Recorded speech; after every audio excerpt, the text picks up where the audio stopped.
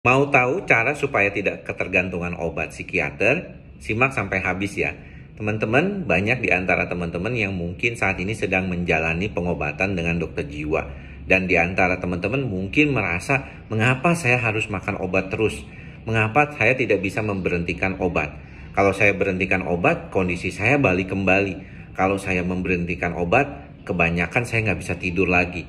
Nah, sebenarnya teman-teman memang ada sebagian dari pasien yang mengalami gangguan kejiwaan yang membutuhkan pengobatan secara terus-menerus dan dalam jangka waktu yang panjang, khususnya pasien-pasien seperti skizofrenia, bipolar, ataupun gejala depresi dengan gejala-gejala psikotik yang berat. Biasanya pasien seperti ini disarankan untuk makan obat dalam jangka waktu yang lama karena memang di dalam otaknya tersebut sebenarnya terjadi ketidakseimbangan. Kalau kita berbicara tentang pengobatan, sebenarnya tidak berbeda antara pengobatan dari dokter jiwa dengan dokter-dokter lainnya.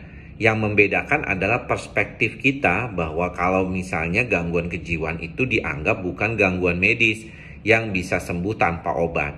Memang ada sebagian kondisi kejiwaan yang bisa sembuh tanpa obat, tetapi tetap harus melakukan upaya-upaya untuk membantu diri supaya lebih stabil. Inilah yang paling sering dilupakan sama teman-teman.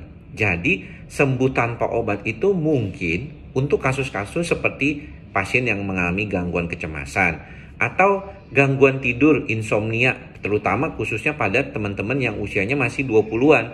Di antaranya sebenarnya dikaitkan karena banyaknya begadang atau kecemasan depresi yang saat itu sedang terjadi. Nah, kalau cemas dan depresinya bisa membantu dengan lebih baik, dirinya juga lebih stabil, maka sebenarnya tidak akan ada problem yang akan terus-menerus, yaitu dengan menggunakan obat tersebut. Tapi di dalam pengalaman saya sebagai dokter jiwa, banyak di antara teman-teman yang memang seringkali tidak mematuhi kondisinya, atau memang kondisinya seringkali lebih sulit. Sehingga ketika melakukan upaya pelepasan obat, tapi si pasien sendiri belum siap karena otaknya belum berlatih, situasionalnya masih belum stabil.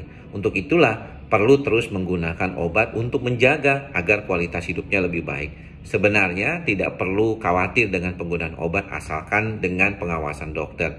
Banyak orang-orang yang bisa tetap beraktivitas dengan baik ketika dia memberikan pengobatan kepada dirinya. Sayang kalau misalnya teman-teman kualitas hidupnya jadi menurun hanya gara-gara takut berobat. Jadi kalau misalnya teman-teman ingin mengobati gangguan jiwa, segera datang ke dokter jiwa terdekat di kota Anda. Mudah-mudahan bermanfaat ya.